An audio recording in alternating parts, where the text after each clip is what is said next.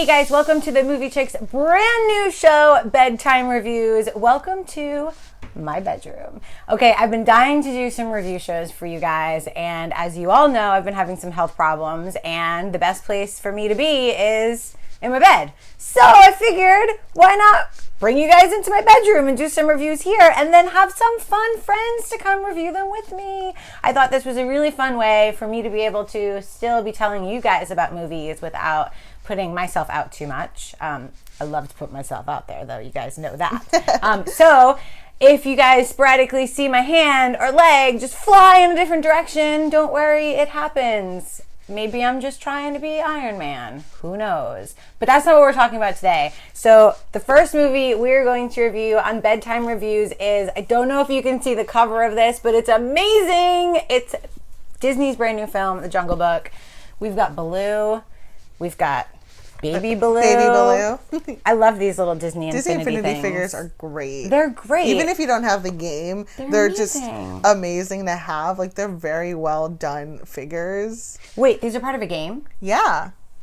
I didn't know that. Yeah. No, I just thought they were really cool figures to have around because I have a couple of them now, and I just put them out. I had no idea they were part of a game. Yeah, that's the cool thing, though. Maybe I should read the box. That's the cool thing about the figures is that they're for a game, and you basically it's like a brawl sort of build your own world / racing game. So like Mario Kart and stuff like that. Except that Disney has gone and done something with like all of their universes. Like, so there's Star Wars, there's animated features, there's Pixar, and you can play levels from these, like, levels inspired by the movies, and you can also build your own worlds inspired by the movies.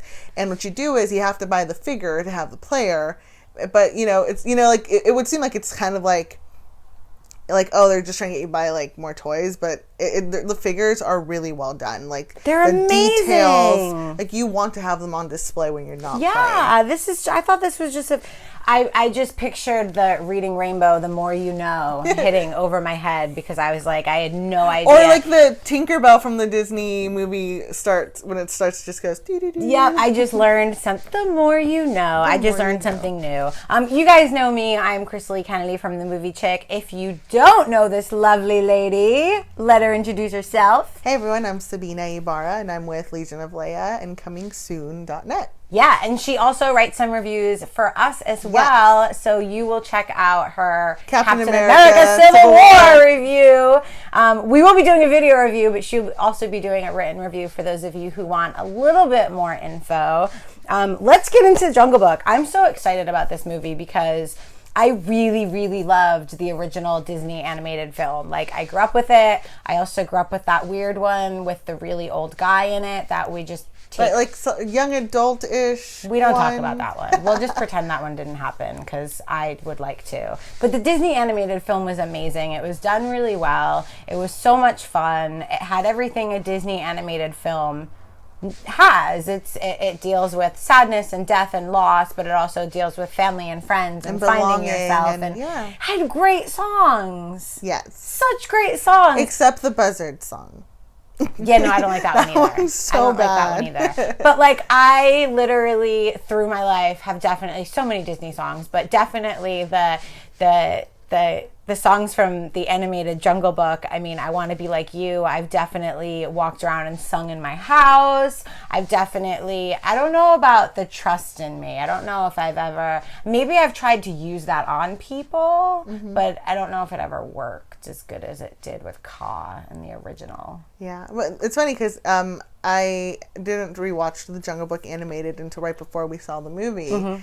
It wasn't my favorite growing up, but and I think I never went back to it because I used to have a sing-along songs video. Yes! And one of the songs... With the little dancing ball. Yeah, with the dancing ball. Amazing. And the one I had the Buzzard song, and I hated that song so much during my sing-along songs that because of it, it turned me off of going back to see the movie.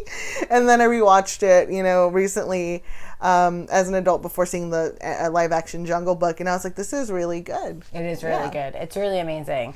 And I feel like Disney has really done live action movies really well. I've loved Cinderella. I've loved Maleficent. And I think they were on the right track. And I feel like when they announced that they were going to do a live action Jungle Book, immediately everyone was really nervous because that's a totally different monster. Yeah. Literally. Like, they are now doing something totally different. But for me, when they announced that Jon Favreau was directing, I felt a little bit better. Like, I felt safer. Totally. Yeah.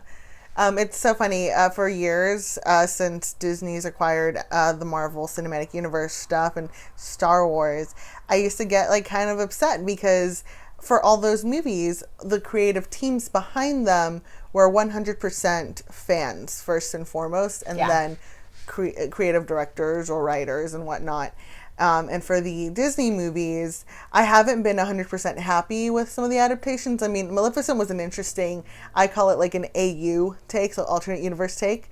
But also I'm not the biggest fan of like the Alice movies or Oz the Great and Powerful. Like, I felt that they had these properties that are, you know, Disney originals that they weren't putting in the same effort as far as like the other teams as well. So, I mean, but that's changed a lot recently. And with Jungle Book, it's very much like Iron Man in a way, where, you know, the guy who did Iron Man is doing the Jungle Book to kind of like usher in a new era of Disney live action that I'm actually really excited for. Yeah, and I really loved, we got to cover the Jungle Book press conference, and I loved that Jon Favreau was such a Disney fan. I mean, he knew things about the music and the way Walt Disney wanted things done and the way that things should be, and he believed in that and was such a fan of that. And the music, I mean, you'll see in the film, is the score is amazing. Some of the original songs are there, but he took such care of this beloved property, and I think the reason why he did that was because he was such a huge Disney fan. And I mean, Jon Favreau, I think, is probably one of the most underrated directors out there. He's made some amazing movies. I don't think he gets nearly enough credit for Iron Man, which pretty much set up the Marvel Cinematic Universe. He basically like built that, like, that people are now plussing that, obviously. Yeah. But he was the one who took a chance and was like, you know, this could be something.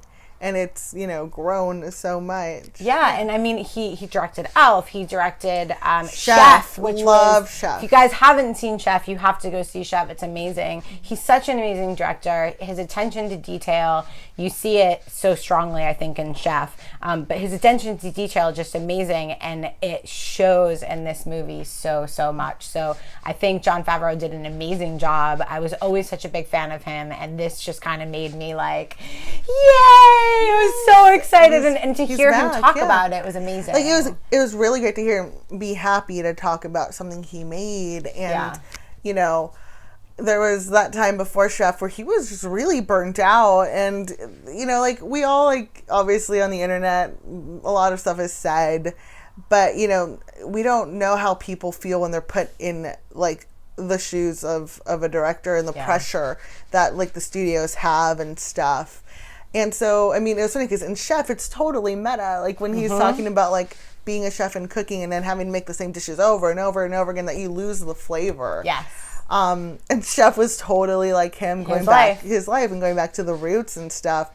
And to see him talk about the Jungle Book and have, like, that twinkle in his eye. Yes. It was really exciting. It was. Yeah. It was. He was super excited about it, and I think he did an amazing job. What I also loved about, so to get into the movie a little bit, what I loved about the movie is I mean, there's really only one actor. There's a lot of voice actors, but there's really only one actor, and it's Mowgli, which I thought was really interesting. And going into the film, I went with my roommate Jack, who also covers films, and we were talking about it, and I was just like, I don't know if I'm going to be able to get past like the CGI. Like, how am I going to be able to watch this movie and get past that it's not a real bear, and it's not a real wolf, and it's not a real snake? Like, how am I going to be able, I don't know if I'm going to be able to get past that. And I was like stressing myself out, literally walking into the screening, being like, this is going to be so bad. I'm so like, afraid of this. Animals are so difficult to, so difficult. And creatures to, like, you know, get an emotional connection to. And I was like, are we there technologically? We had seen some footage before, and it was, you know, you're kind of questioning it. but you totally become emotionally invested in a lot of the original characters that are animals and Mowgli. I love that. I feel like that first moment where you're in the forest and it says the Jungle Book, and then you enter the forest, it's instant, for me anyway, it was instant that I stopped thinking, oh, this isn't a real forest. Like, instantly, I was completely swept away into this forest and to Mowgli running around with these wolves, which I thought was amazing. Like, this little boy, by the way. The 3D in this is completely photoreal. Like, just the animation and the CGI with 3D. It's just, you're immersed in this world. The best way to watch it. This is definitely a movie you have to watch in 3D. Yeah. And Mowgli is definitely your way in. He's so amazing. This little boy is so amazing. I can't, like... This, so charismatic. So charismatic. He totally becomes Mowgli. I also liked that you don't feel like they're not real animals. Like, I literally looked at Jack in the middle of the movie and was like, is that a real bear? Like, did they use a real bear on set? And then, obviously, no. There's not one real animal on set for this entire movie, which I can't believe. What's really cool about how they shot the movie is that it was all done in downtown LA, which will blow your mind when you watch it. And it's a mix of like practical sets with the CGI animation. So everything that Mowgli is around and touches is real, but everything in the background is animated. And it's just the way that it's built is very similar to how Walt Disney made Snow White with the multi-plane cameras. So like the foreground and the background are is the environment, and the way it's animated is crazy, and then in the middle you have the action happening, and your mind will get blown. You're totally sucked in. You're totally sucked in. Totally sucked in. And they also did a really good job at they took the original story and made it new without driving so far away from it that you were like, but this isn't the Jungle Book. Like, what did they do? Like, they made the story new and fresh while keeping all the basics that you love from the original. And that's I think really hard to do. Yeah, and he totally took a Walt Disney approach to that. Like, I wouldn't say that he did a live action Jungle Book like Walt Disney would have done exactly. What he did was instead take Walt Disney's storytelling format and how he would, get a property, or in Walt's case, fairy tales that were beloved for generations, and mine a story, stick to that vision, but not compromise his version of it in homages to the thing that came before. And Favreau did the exact same thing, to where like, oh, is this just like a live action version of the animated movie? No, it's not. Like, it's not exactly like it. It does have, iconic moments that is what you remember from when you were a child, but he totally built a new story around that is so captivating. And some people have even said that they like it more than the animated movie. I know. I love that. And I feel like I may like it more than the animated because it's so much richer. There's so much more to it. And I loved that, like you said, he took some of those iconic scenes and mirrored those scenes. But he spread everything out, and he made it more rich and more bold and had more feeling, and it was grounded, and I felt like it was so much more real. Where the animated film, it's like, oh, this is just a fun animated film. Where this one feels more grounded and more real in some way, and it makes you love the characters even more. Like Baloo, like I've always loved Baloo. He's always been my favorite.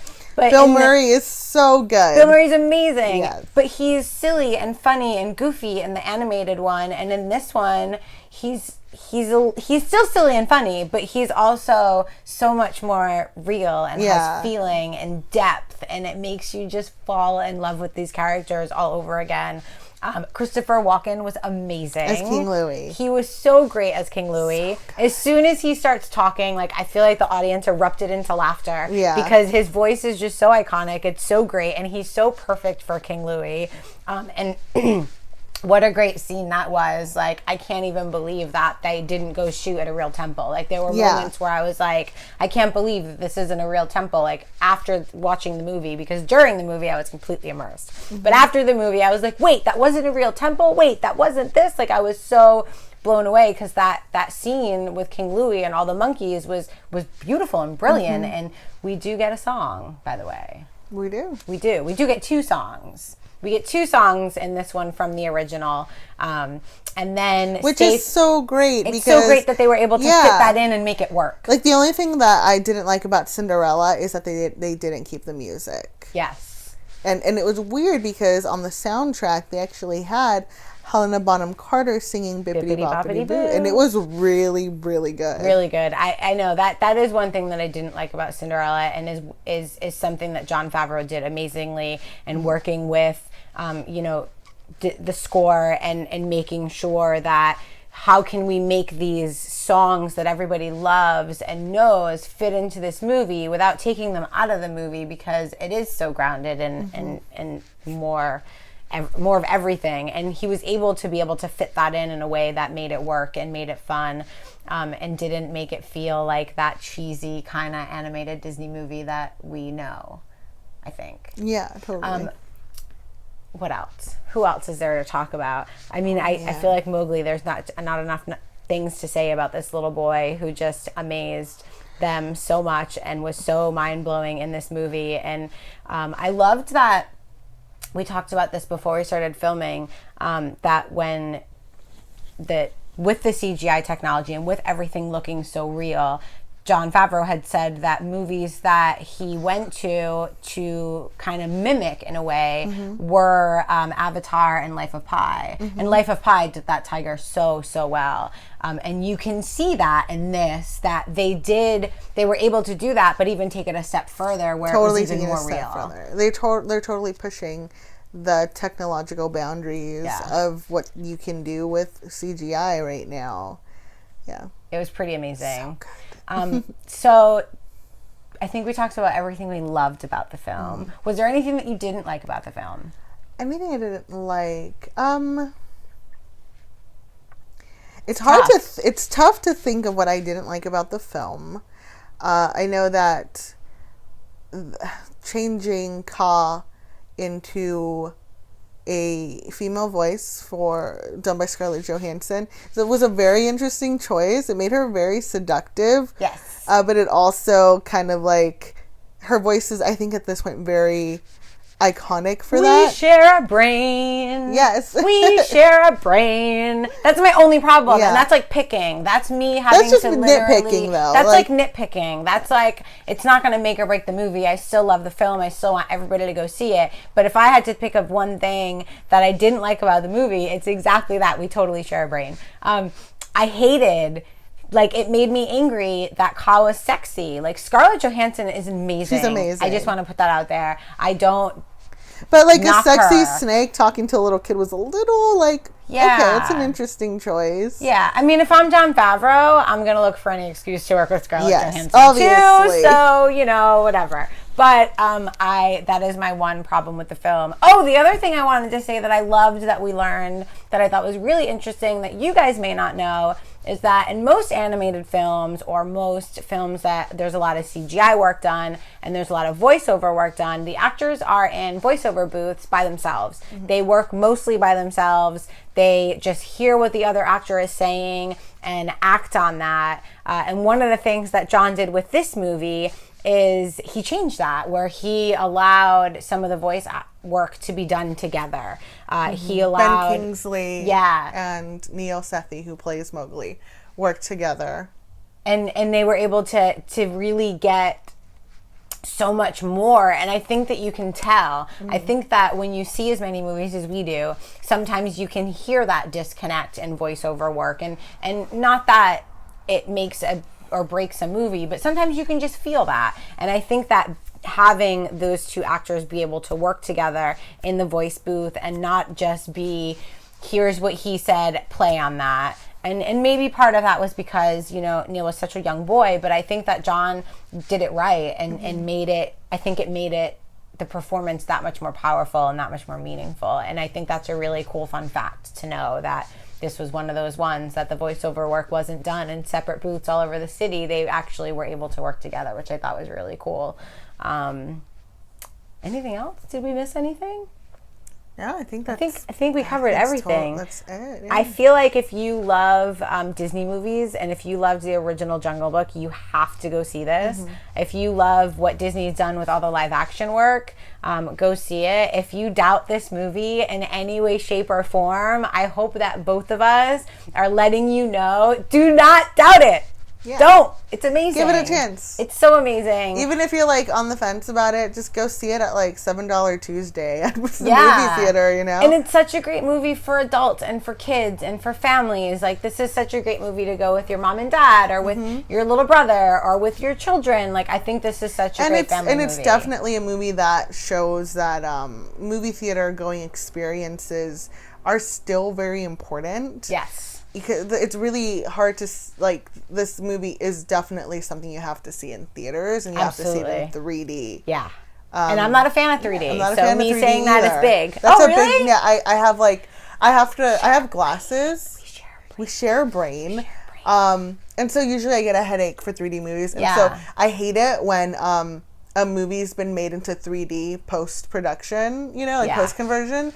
Because it's really unnecessary. And I'm like, well, I just want to see it in 2D, especially if it wasn't meant to be in 3D. So usually I take 2D glasses with me, which are a thing. You can actually buy 2D glasses that you can put on for 3D movies. It's more of like the real D ones. So it has to be the exact same frame. It can't be like the really fancy IMAX stuff. Yeah. The 2D glasses don't work for that. But the 2D glasses just make everything 2D if you don't want to see it 3D. Look at that. But see this one in 3D because it's so beautiful. Yeah, it was made for 3D. Yes, and you will be immersed. Like pretty much the only way to watch it. You will feel like you are running through the jungle with Mowgli and hugging Baloo and oh God, all the characters. I just love them all. Lupita Nyong'o was amazing. Yes. Idris Elba was such a... Idris Elba was so good. So good His as voice was amazing.